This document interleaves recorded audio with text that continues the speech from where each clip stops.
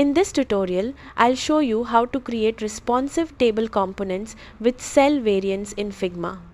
To get started, open Figma and create a table cell by adding a text layer and a rectangle background. Position the text inside the rectangle and adjust the spacing so it looks like a standard table cell. Next, select both elements and group them together.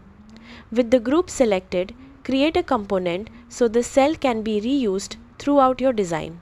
After that, add a variant to the component. Use the second variant to create a different state, such as a hover state, by changing the text color, background color, or other visual properties. Now switch to the Prototype tab and connect the default variant to the hover variant. Set the interaction trigger to while hovering, so the cell changes appearance when the cursor moves over it.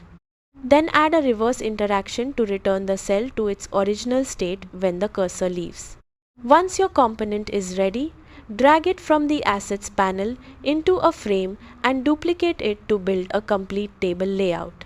Finally, preview the prototype and test the hover interaction to make sure the cell variants work as expected. And that's it. You've successfully created responsive table components with cell variants in Figma. Thanks for watching, and I'll see you in the next tutorial.